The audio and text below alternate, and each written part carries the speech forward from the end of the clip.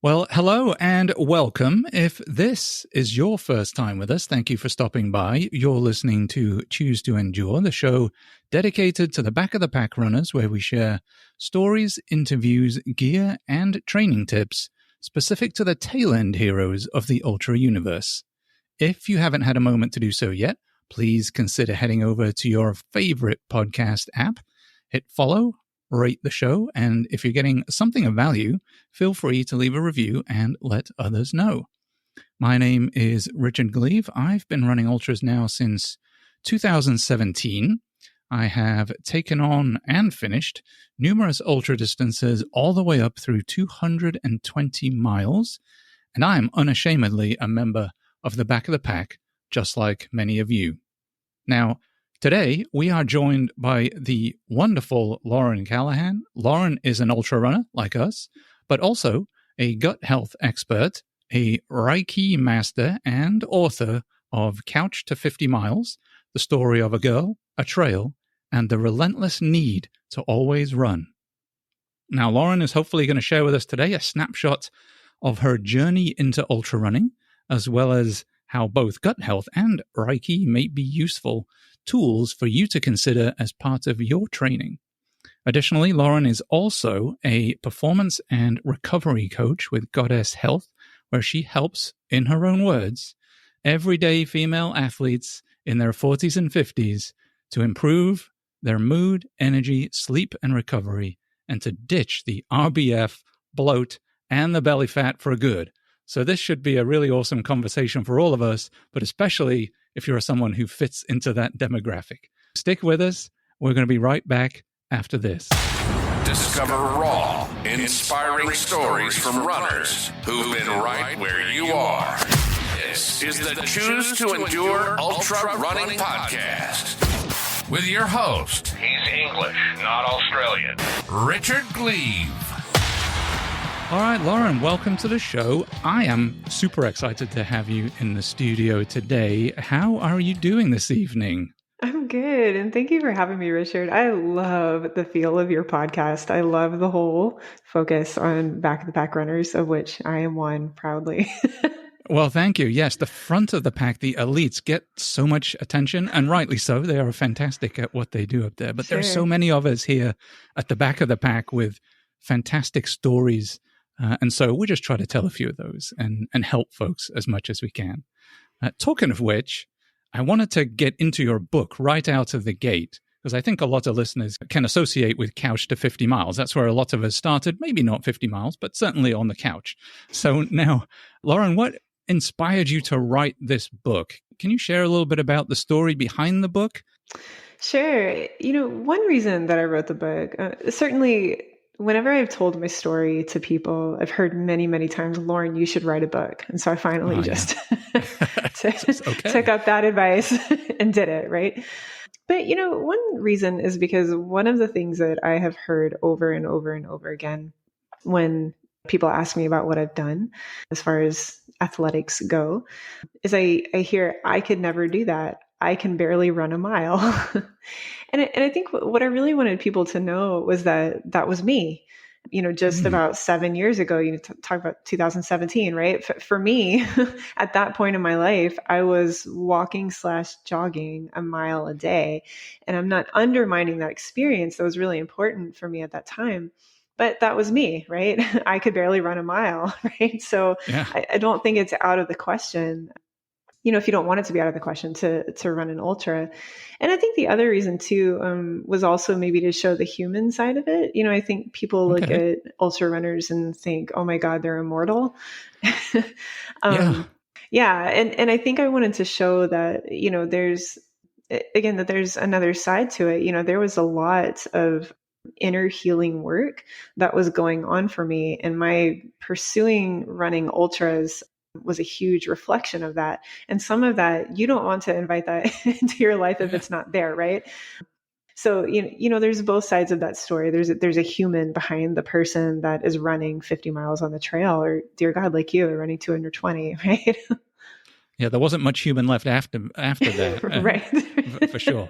Yeah, it's an interesting one because you tell people like, yeah, I do ultras, whether it's a 50K or 50 miles, and people assume you are this kind of superhuman, and it's really not. Most of us, 90+% of us, are out there just regular people finding a way to get things done. I think that's super cool.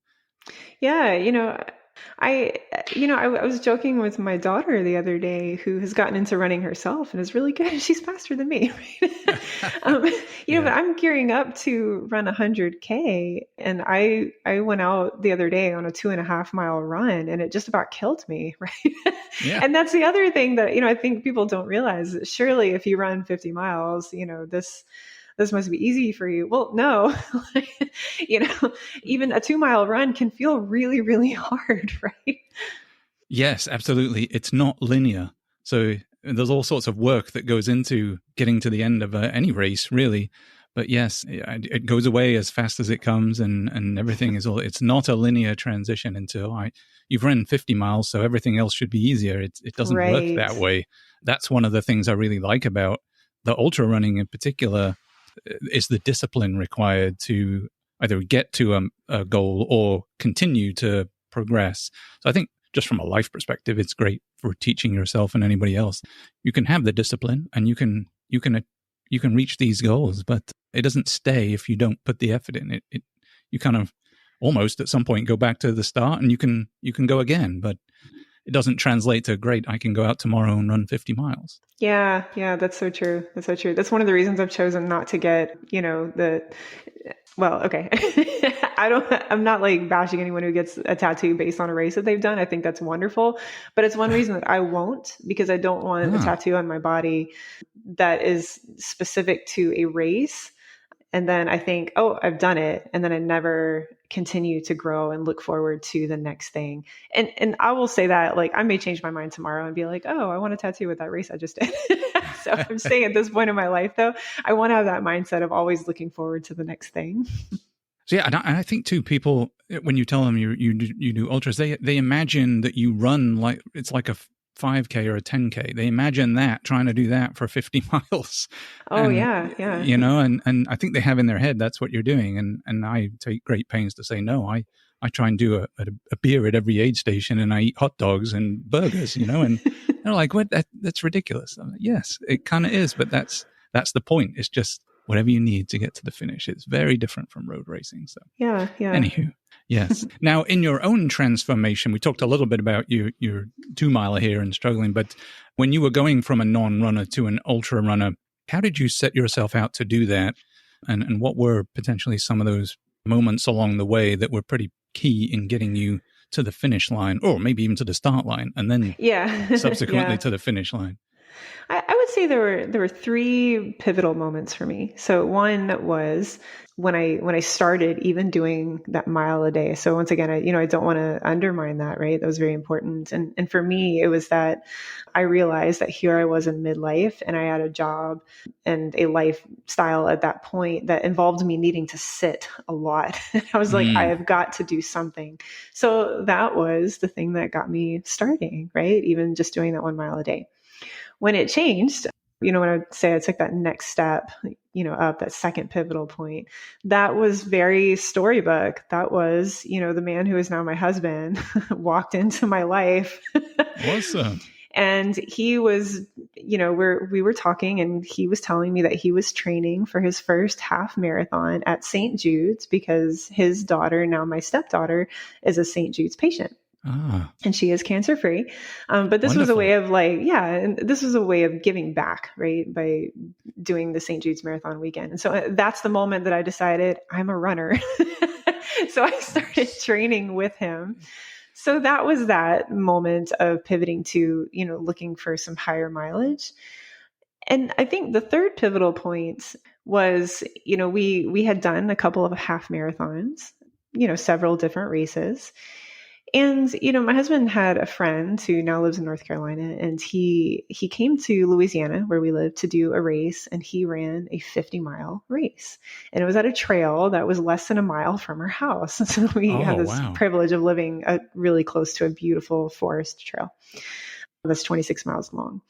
So he swoops into town, runs 50 miles, wins the race, and then gets in his car and drives back home to North Carolina like nothing happened. And my husband and I were just like, whoa, again, like he's immortal, right? Like who does that? Wow. But hearing his friend do this, I guess we just hadn't been in that circle. Like we didn't know that people really do this. And it really just put that seed of a question in our minds. What are we capable of?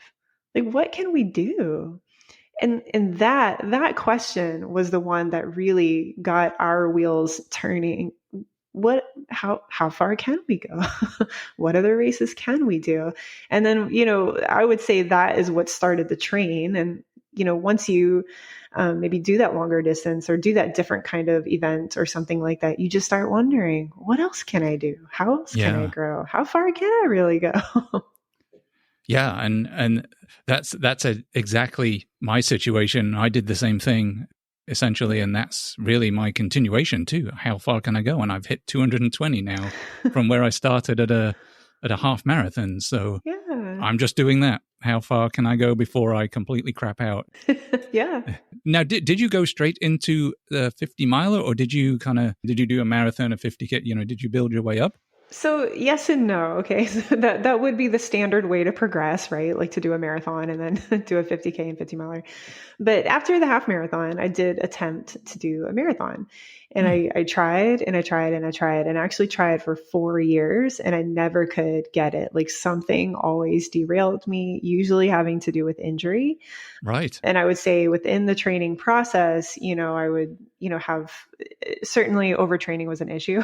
So like there would be recovery issues that translate into like injury and, missed training days and being sick, right? Like getting sick a little more easily. And so there was that whole cycle. And I could just, for all the different reasons, not ever achieve that marathon. And then, and I know this is something that we'll talk more about, but I began to get curious about gut health. And as I did a little more research, I come to this understanding that, gut health is related to everything. And I hear these stories about these athletes who improved their gut health. And all of a sudden they were not getting sick to the extent that they were. They weren't having injuries to the extent that they were. And I'm over here thinking, yeah, really? Like I improved my gut health. I'm not going to have knee injury. All right, let's see about that. But I had, tried a million things, right? Like changing my run form and, going to all the professionals and doing all these things and nothing was working. So I decided I needed to give this an honest go. And so I worked for 3 to 6 months to improve my gut health. And after that is when I finally ran my marathon. But I will say, kind of more into answer of your question, that marathon that I ran wasn't actually part of a race. Like I just did it in the woods on my own as part of training for the 50 miler that I had signed up for. So really like mentally in my mind, I kind of skipped over the marathon and just decided to go for the 50 miler. And that's when I was finally able to do it. So definitely put a pin in the gut health because I really do want to talk about that. That sounds super interesting. We'll definitely come back to that. But for your 50 miler, how were you feeling then, having not really had much in the way of build-up races when you stood on the start line? What was going through your head at that point? Because you must have been like sort of anxious, or did you feel kind of good about what you were about to do? Like what was in your head on the start line of that first 50? Yes and no and all of the above, right? So to be clear, I did attempt a 50-mile race on the Wild Azalea Trail, which is right near where I live. That trail, it's within a mile, or was within a mile of my house. And I didn't finish that one. So I did have like a knee problem show up, but I was so determined. So 2 months later, I decided to go out into the woods and just do it, right? With nobody there. Yeah. And so you would think that would mostly take like performance nerves out, because if you're doing it with nobody around, nobody can see you if you fail. But that was also the thing that I knew would get me in the end, was if nobody knew that I was doing it, it would be easy for me to give up. So who pretty much never went on any sort of social media at that point, I purposefully went onto my Instagram account, Facebook, I don't even know. And I posted that I was going to run 50 miles. I wanted to make sure that people knew it so that Ah, I couldn't just talk myself out of it easily. Right. And so just doing that like added some performance anxiety, I guess, to my day. And, I had wanted that, like, I had trained really, consistently, for yeah. when I attempted the 50-mile race that I didn't finish. I mean, I was like a star student as far as training goes. I didn't miss a day. Like I did it. I mean, maybe I missed one day. I don't know. But I mean, on the whole, like I didn't miss my training. And so when I didn't finish that race, it was quite devastating for me. And it really rocked my confidence. So when I showed up, even for this race that was just in the woods and nobody was around for 2 months later, yeah, I was really nervous because my confidence had just kind of been shot. Like I didn't know that I believed in myself.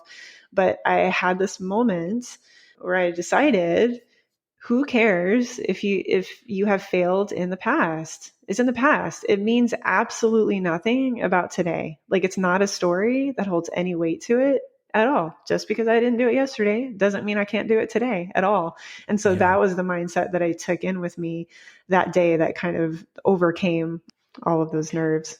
Fantastic. So as far as training leading up to that, were you starting from scratch, or you were coming from that failed 50-miler prior to that? Yeah, actually, I really didn't have very good training going into the second attempt because I had needed about a month to let my knee heal. And Mm. so then I kind of had less than a month to go into this run. So my training really wasn't there, but it was one of those things that I was like, it's Louisiana, it's only getting hotter. It was like March or something. Oh, And yes. so I was like, I've got to do this now or I'm going to miss I'm not going to end up doing it because it's just going to be too hot for me. Yeah, I kind of think it's funny sometimes the way running works. You can do all the training in the world and feel really good standing on the start line and go and have an absolutely rubbish race. Like it just doesn't work. Yeah. And you can roll up to a race 2 weeks later with no training or a year later, whatever. Like you can roll up to a race on the back of signing up last night and have one of the best races you've ever done. So it's a Yeah. mystery sometimes how this stuff plays out. But yeah, Yeah. it's really intriguing trying to figure out and crack the code, that whole, I'm going to age myself, but the whole Rubik's Cube as to how on earth all this stuff fits together is crazy. And that's part of the appeal to me, at least. It's like trying to figure out what worked and what didn't work from the last time and then apply it to this time. And it doesn't have the same effect.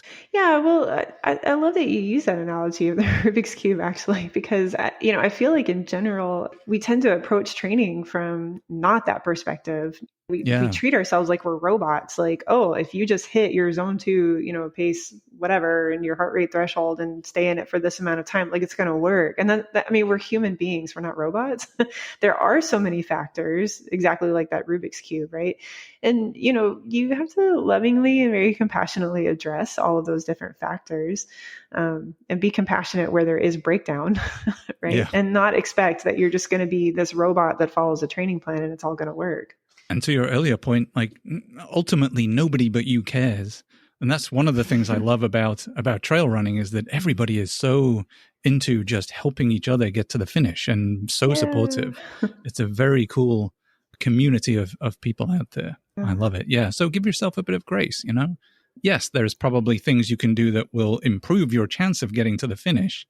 But do I have to hit every split of every mile of every day of every week? It's okay. One run, one missplit is not gonna impact you that much when you're going 50 miles or 100 miles. Yeah, I love that work perspective. like that. Yeah, and that's so true, especially in training for an ultra. I feel like, yeah, that is more true. Like one missed run or workout or whatever does not mess you up, right? It's No. there's a much bigger picture there of what you're putting into it. Absolutely. Now, when you're thinking, so did nutrition play a role in that? Were you thinking nutritionally at that point, or were you kind of getting into it from maybe a marathon perspective? Like, where was your head?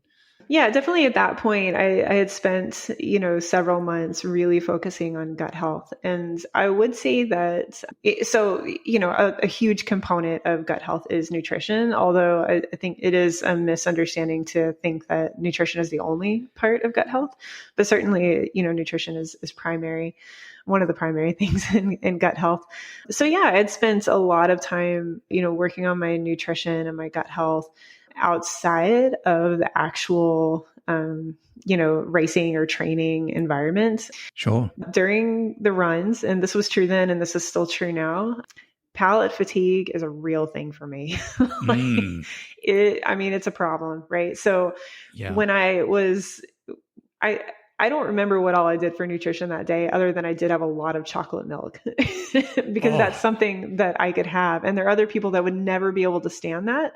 Yeah. But that's what kept me going for most of the day. I can't do chocolate milk now though, because my palate is over that, right? So I've got other things now that are my go-tos. Yeah.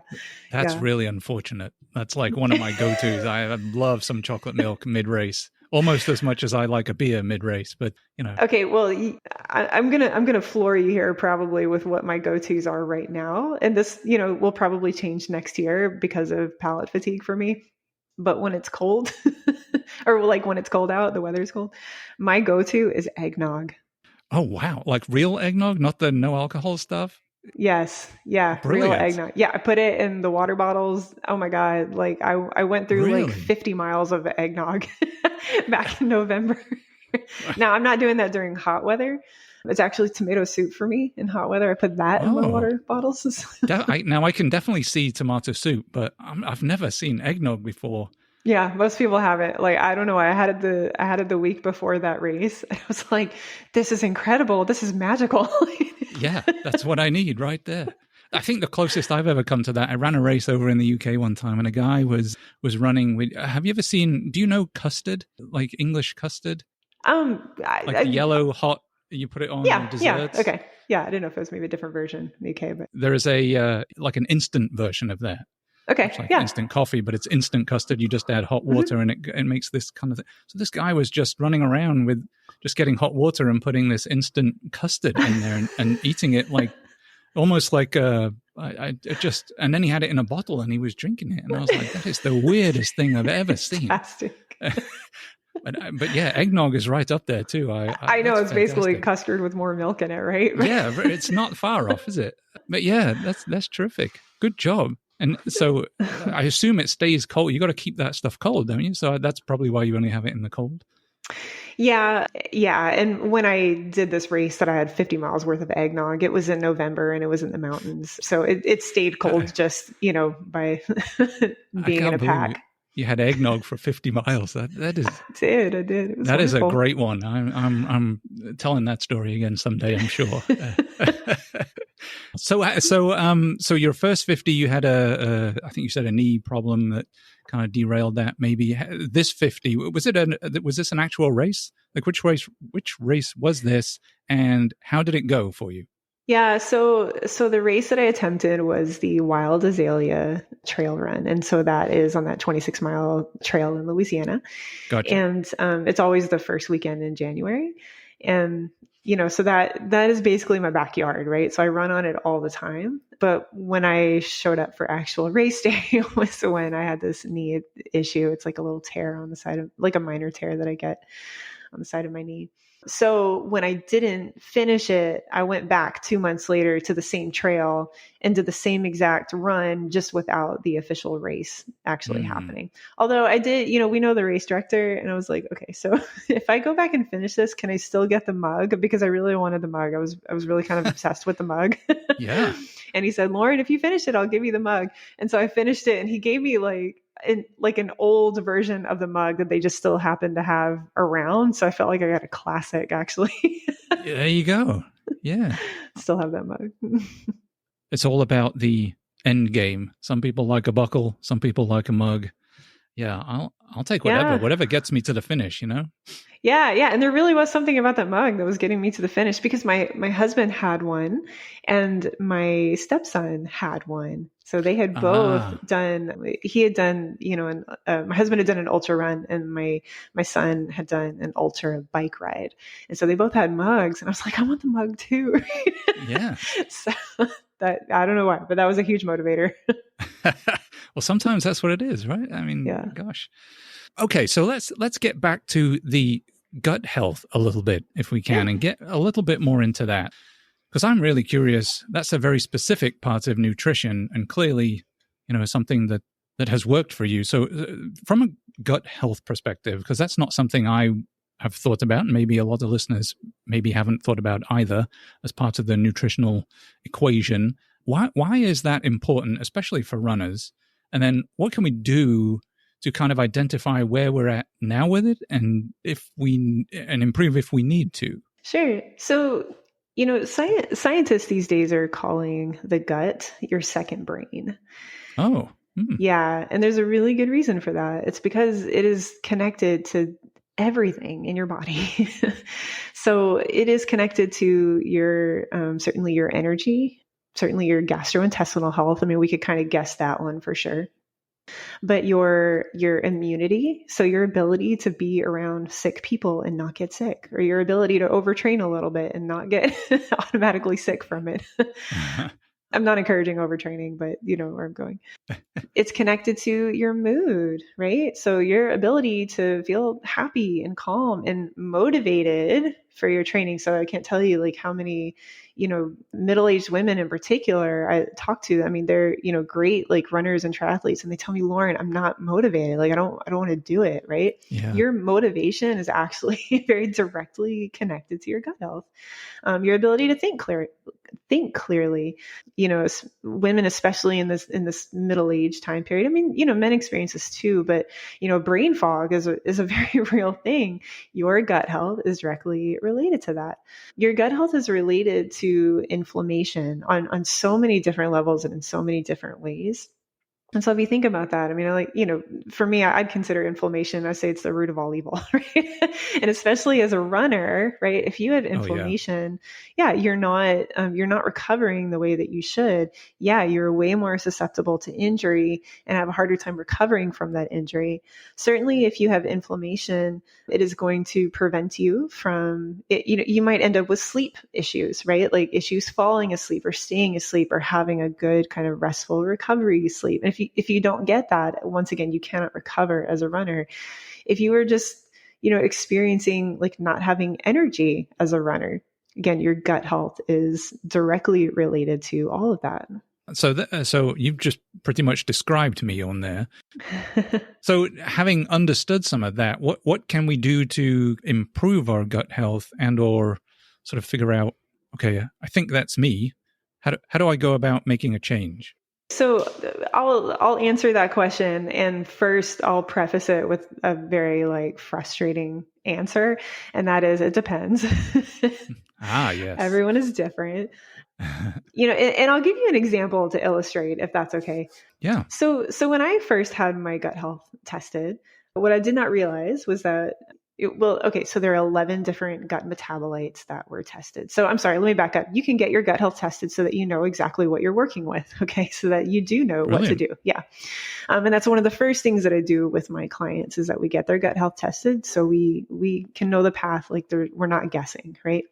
So one of the gut metabolites that was tested, it's called 3-methylxanthine. And 3-methylxanthine is a direct reflection of inflammation in your body that's related to caffeine.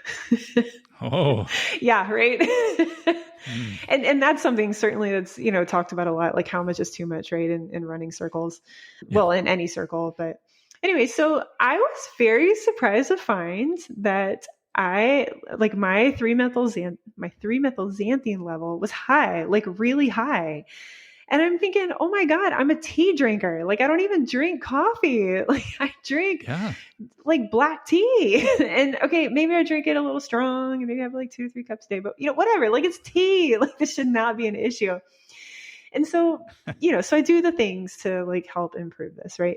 But months later, when my husband is going to get tested, right? Because I'm totally sold. Like I'm feeling the difference in my body. Like I'm feeling better. Like I can feel inflammation going down. I'm getting better sleep. I'm having more energy. Like I don't have anxiety the way that I used to. Like I'm not getting sick the way that I used to. Like all these great things, right? So my husband gets tested, and I'm thinking, oh dear God, his 3-methylxanthine is going to be terrible. Because that man could put away some coffee, like Ooh. a lot of coffee. Like if you come to our house and he makes you coffee, like you will probably have to add hot water to it. It's very strong. So he gets his results back. And do you know that his 3-methylxanthine levels were like a little high, but not that much. Like he was actually pretty darn close to optimal levels. And I was like, what the hell? How does that work? Yeah. And so this, how does that work? Well, it's just, an illustration of how, yes, I can give you the general principle, reduce caffeine for better gut health. And that would be true. But is that super relevant to you and to your gut health? Maybe, maybe not. This one person can drink a cup of coffee and this other person can drink a cup of coffee, and they have very different effects and gut health and all that. So yeah, so it's different for everybody. I can give you the general principles, but just keep in mind that there's no like one straight shot. But as far as what you can do, the analogy that I like to use for gut health is a forest. So I live near a forest. So this is an easy one for me. And well, dear God, we're all ultra runners. Like how many of us don't hang out in the forest, right? So, if you think about a forest, if you go out to where a forest should be and you're like, oh, look, there's a tree 10 miles away. Like that's not a forest, right? Like you would know there's a problem because in a forest, you would have like a lot of trees and a lot of like wildlife. And our gut is the same way. I would think of the trees and all that like bacteria.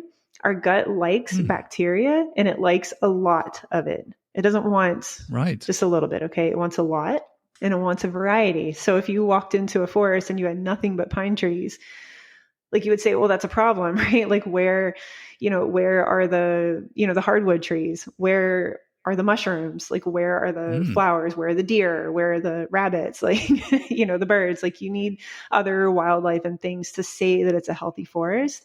And so again, like our gut is the same way. It wants a high population of bacteria and it wants a diversity of bacteria. So how do you get that?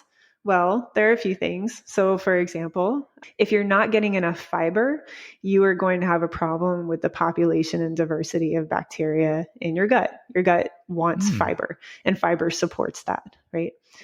So that's one thing that's going to help with that. As far as, if we keep going with the forest analogy, right? So if you walked into the forest and you maybe see all the trees, but you don't see the deer and you don't see the rabbits, but you look around on the ground and you see that something has been rooting around, it's probably a hog. Now in Louisiana, like wild hogs are actually an invasive species. Yeah. And if they're around, they're driving off all of the other wildlife, right? Like it's a real problem. In our gut, this is the same thing that's happening when you're eating crap.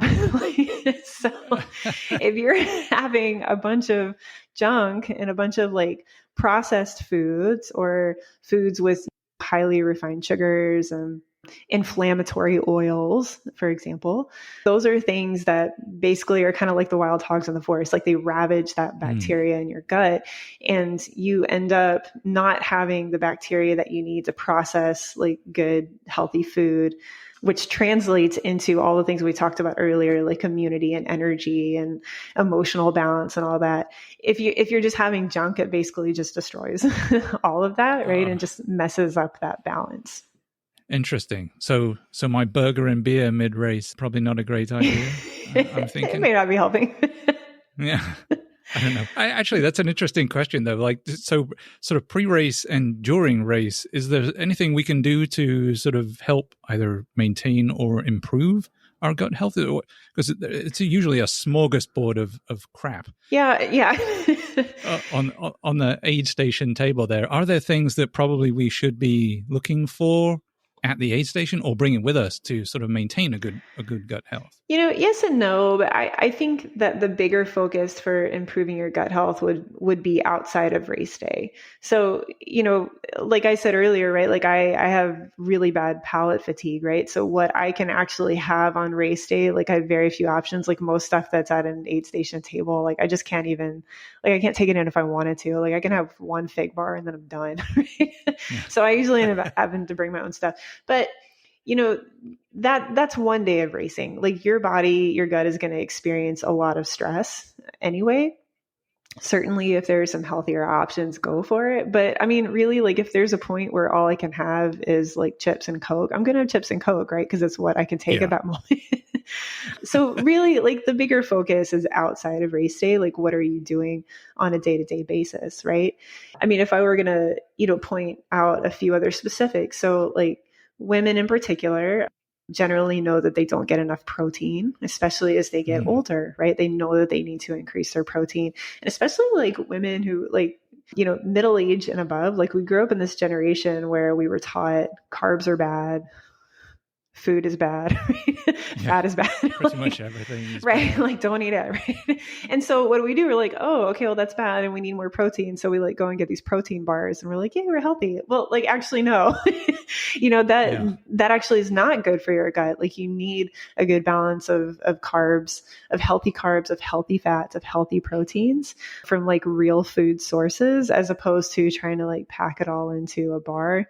That's in general. I mean, if that's the only thing you're going to get for that day, like go for it. But in general, like you need to go for those higher quality proteins. So I'll maybe give an example to kind of break that down too. One of the gut metabolites that will show up again and again in these tests and in your gut health is serotonin. So serotonin is one that a lot of us are familiar with more as like a neurotransmitter, as in if you go to the doctor and you say, I'm feeling depressed, then you will likely get a prescription for an antidepressant. And that prescription will likely be an SSRI with one of those S's standing for serotonin. Okay. So serotonin is something associated with mood, right? And that medication will not give it to you, but impact how your body produces it. Well, little known fact is that 90% of your body's serotonin is actually produced in your gut. If it's in like its natural state and you're not taking medication for it. Okay. How does that happen? Well, serotonin is actually a derivative of tryptophan. So a lot of us are familiar with tryptophan, like Thanksgiving turkey, but you can get it from like a variety of high quality proteins. Yes, you will see it on a package for like a protein bar, but that's low quality. Okay. Your body receives it differently, but you can get tryptophan from eating like chicken thighs, for example. Okay. Or free range eggs. So if your gut is healthy, like you're not eating crap, you're like having fiber, you're hydrating well, you're not overly stressed, okay, because your body registers that stress in your gut and brings about inflammation. Okay, so if you've got like a nice environment there in your gut, you will eat that chicken thigh and get tryptophan and it will break down into serotonin and now you are a happy person. All right. And then that serotonin will further break down into melatonin. Melatonin being, like if you can't sleep, you're going to go buy like the little gummies, right? That's melatonin, right? It helps you sleep. Your body already knows how to produce that. Okay. So you eat the chicken thigh, breaks down the serotonin, you feel happy, it breaks down into the melatonin. Now you can fall asleep at night.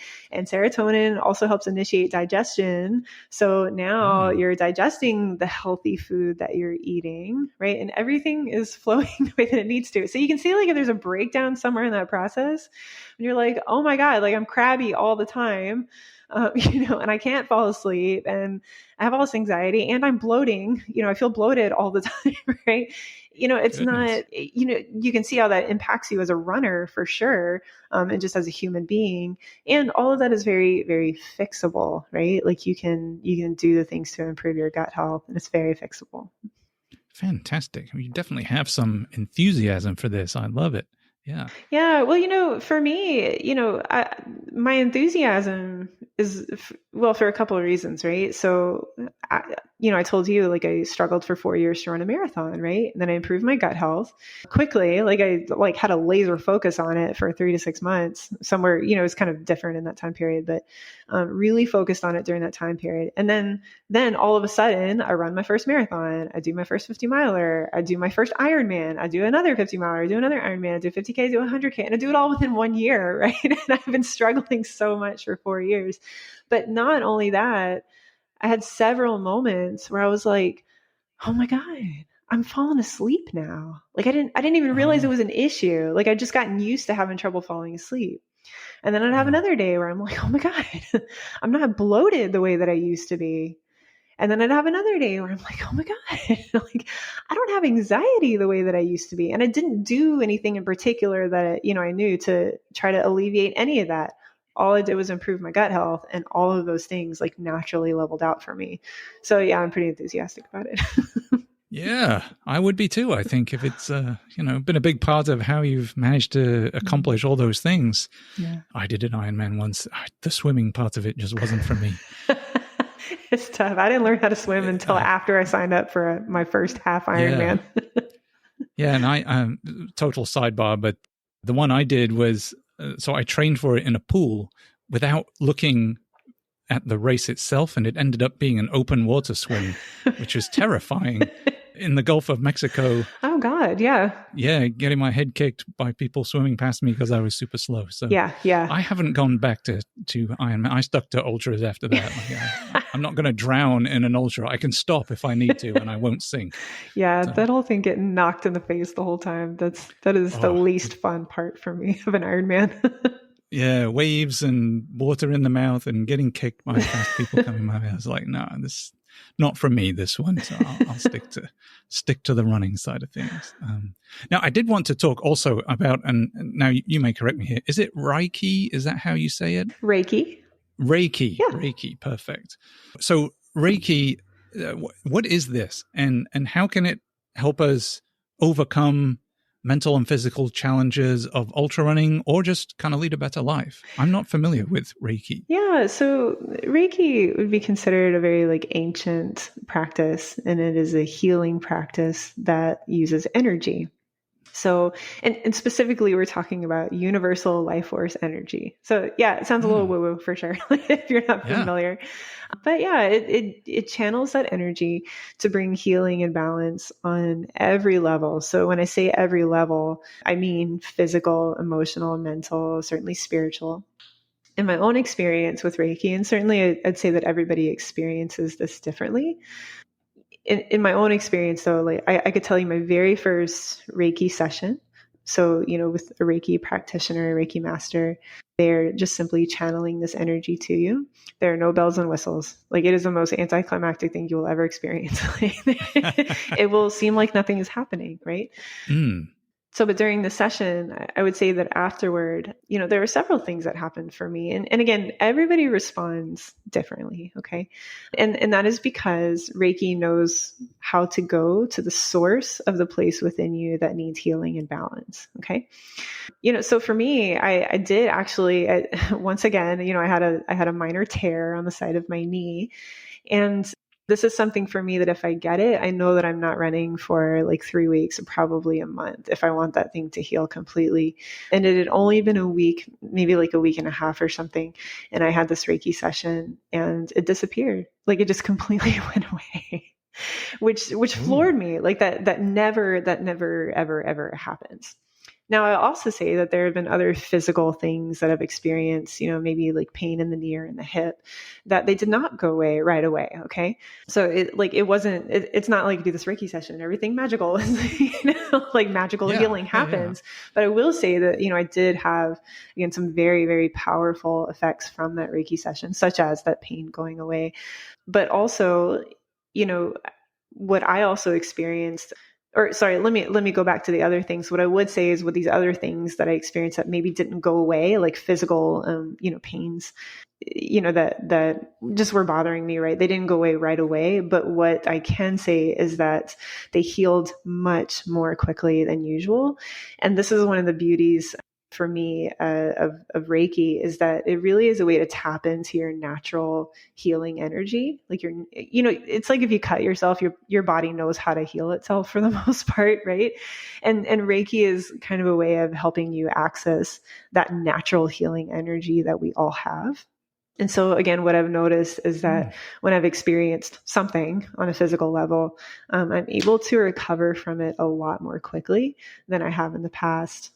And then, all levels, right? Like, there's certainly an element to Reiki. And this was maybe one of the primary purposes when it was first, I want to say developed, but I think discovered is more of an appropriate word. That, there's a balance emotionally and mentally that happens as well. We cannot deny at all. I mean, there's plenty of science backing this up, that when we have experiences that we haven't maybe processed, in the way that would be completely like healthy and whole for us, we hold on to them. They become stored energy for us. And those stored emotions, experiences, memories, we know that they manifest themselves physically. So when we experience, physical symptoms of some sort, there's often an emotional or mental kind of component that is maybe just out of balance a little bit or is contributing to it in some way. And that is one thing that Reiki helps to heal and balance within us. Just find the imbalances within you and help your body, mind to release them. Wow. That's really cool and different. Now, is this how and where do I need to go if I'm interested in looking into Reiki? Is it something I can go find at the local, I don't know, hospital? Like where do I go? Well, depending on where you are, there are some places that, like maybe in a medical facility, that they do have a Reiki practitioner. I'm in Louisiana and I don't know that exists here. But I think there are places around the United States. I know that there are places where having a Reiki practitioner on staff is actually like just a very normal part of a holistic treatment. Reiki is not like a substitute for medical care. It's not a substitute for therapy.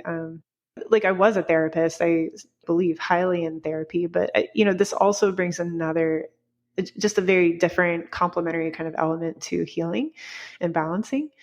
So yeah, often, in some places you might find a Reiki practitioner in, a holistic kind of practice. But a lot of times you'll just find a Reiki practitioner who works on their own, which is kind of like what I do, right? I have a coaching practice and I include Reiki in that as part of, this holistic healing. And all of my Reiki is done from a distance. So traditionally, Reiki was in person and still is, and involves like healing through hand placement. But universal life force energy doesn't know time or space. So distance Reiki healing can happen as well. So you can find Reiki practitioners who are online as well. Yeah, I don't think we've ever had that statement on this podcast before. Universal life energy doesn't know time and space. So I think congratulations for being the first on that one. Yeah, that's a really good one to throw onto the podcast. Yeah, for sure. Yeah, I mean, you do have this sort of holistic outlook, and I think ultra running kind of sort of fits into that from the mental and emotional standpoint as well as the physical. And I've had races where I've been, let's say 100 miles into a race or day 2 or day 3 of a really long race. And for whatever reason, you're just like the emotional side of things is incredible. I just start crying and I have no idea why I'm crying. And it's just stupid stuff. And I could be listening to a song and it literally makes me cry and I have no idea why. But yeah, I don't think people really, you can train a lot for physical and the mental side of doing these ultra events, but I think the emotional side of things is super interesting to get into because I don't think we really train for that. But this may have some place there. Yeah, I love that. One thing that Reiki can do is just help you release things in your body that are not for your highest good. And so that can be emotions and it can be experiences, memories, beliefs about yourself, certainly like limiting beliefs. Yeah, Reiki can help you release that.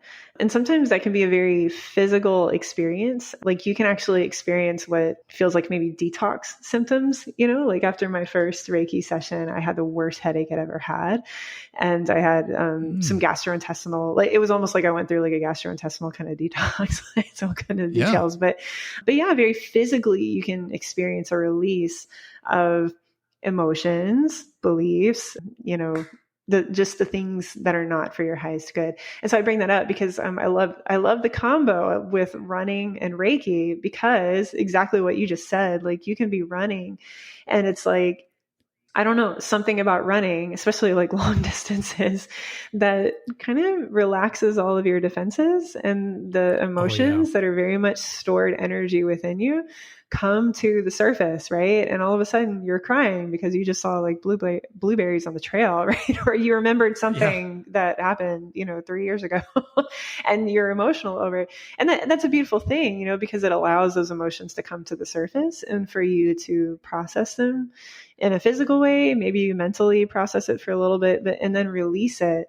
And Reiki does a very similar thing. And what I love is when you experience that together. Like I love doing a Reiki session on myself and then going for a run. I feel like it just helps release everything that does not need to be there. Brilliant. I love it. So I'm definitely going to go and do a bit more online research, I should say, and see if we've got any Reiki around here. We have here in Houston, we have a really nice medical center, and I wonder if they have anything going on down there. Yeah, that's cool. I mean, I would think being in a bigger city, I would think surely you've got somebody nearby. There must be somebody around here, yes. Now, you did talk to Lauren about your coaching practice. So maybe give us a little insight. Is it Goddess Health? Is that Yeah, Goddess Health. Yeah. So okay. What is Goddess Health? Who's it for? How did the practice come about? And if folks are interested, what can they expect if they get in touch with you? Sure. So it came about because I was a therapist, but at the same time, obviously, like fascinated and passionate about very holistic practices. And so I felt a little bit limited as a therapist. Like I couldn't really address a person as holistically as I would have liked to. And so I did leave the world of therapy and I started Goddess Health. And so basically I coach women who are in midlife generally. That's usually who I work with. There are a few exceptions, but mostly women who are in midlife, and I help them improve their gut health. And we take a very special look at prioritizing self-care because what I have found is that women who do this are healthier and more present, have more energy. They're living the lives that they want to live when they can prioritize their self-care, when they can improve their gut health. We also spend a lot of time on reducing inflammation. And the reason for that is because most women in midlife are either in menopause or perimenopause and often don't know it, specifically around the perimenopause. Perimenopause is that time period leading up to menopause. And it can be like 4 years, it can be 8 years, it can be 12 years. And a lot of women don't know that they're in it. And so they've got very imbalanced hormones and they're like, I can't sleep. I'm anxious all the time. I have no energy. I'm tired. Like, what the hell is going on? Right? I'm like, I've got all this belly fat and I'm an ultra runner, or, like what is going on? And it's often this imbalance of hormones that they're unaware that they have. And there's not a super clear test for it either. So we work a lot on balancing hormones, reducing inflammation. I do bring Reiki into it to just help bring that deeper sense of balance. Well, we will definitely add the link to a bunch of things, so I'll go over in a minute, onto the show notes at the bottom. But yeah, that sounds terrific. So if anybody is out there that wants to get in touch with Lauren, definitely do so if those things apply to you. Now, one of the things, Lauren, we also like to do here is encourage guests to choose a song to add to the free Spotify Choose to Endure playlist. Typically, it's something family friendly. Maybe it lifts you up or motivates you or just keeps your butt moving while you're out on the trail. Now, you chose a really fun song. Do you want to tell us what song you chose and why this one particularly might resonate with you? Sure. I don't know that there's a lot of story around it other than it just gets me going. And it's, I think the actual title is Can't Hold Us. Is that right? Yes, Can't Hold Us. Macklemore. I think. Which is so funny. My son, he's a teenager and he introduced me to Macklemore. It's like it's not something I would have found on my own. Yeah, I ended up really liking a couple of his songs. And this is one that just particularly gets me going. And it's one that I associate with my first 100-mile attempt, which I didn't finish, but I did get through 100K of it. And for some reason that song is, thank you. That song is one that I just associate with that race. So maybe it brings back those memories for me, but it just gets me going. It's a good one to play before I go run. Yes, I love that song. It's such a good message, I think, of resilience and determination. And it's like a celebration of success, really. Yeah, so obviously all the stuff highly relevant in the ultra running world. And I would say you didn't DNF 100 miles, you finished 100K. I don't know if we can reframe that maybe. Yeah, absolutely. Yeah. But sure, I like it. We'll definitely get that song added to the playlist so that folks out there can enjoy it as much as we do. So as we move to the end of our chat with Lauren here, we have explored her remarkable journey from non-runner to ultra runner. We've looked at the key roles of gut health, some nutrition, a little bit of mental resilience too, and Lauren's holistic coaching approach integrates these elements and provides us a lot of really cool and interesting different strategies for us as back of the pack runners. Definitely Reiki. I've got to get that name right. Yeah, I'm going to that's get it great. Right. Reiki has shown how we can enhance our performance and our general well-being. Lauren's practical tips on training and even some race day strategies, maybe some mental toughness, and her story of overcoming challenges and staying motivated are particularly inspiring. And hopefully they might empower you to go tackle your first ultra wherever and however long that might be. So you can find more information on Lauren's website at laurenbcallahan.com, and her book, Couch to 50 Miles, is out there on Amazon for you to go to take a look at, if that's even English, and purchase. Lauren also has a free masterclass, which is, I think, on Zoom, that you can go check out, called The 4 Things Every Woman in Midlife Needs to Know. And again, we'll put all the links to these in the show notes, so definitely avail yourself of these opportunities as you wish. Now, while you're out on the internet searching for more information about Lauren and her book or her coaching, don't forget to also subscribe to this show as well. Get notified each time a new episode comes out. And of course, follow, like, and share. It would be very much appreciated. Doing any of those things really helps promote the show, gets the word out, and increases the chances of other runners finding the information that awesome guests like Lauren have given up their time to come and share with us. You can find us on Instagram, Facebook, and over at choosetoendure.com. So be sure to head over to any of those spots, check us out, say hello, drop us a message, or suggest a topic if you have a moment. I love getting those interactions. Until then, run long, run strong, and keep choosing to endure.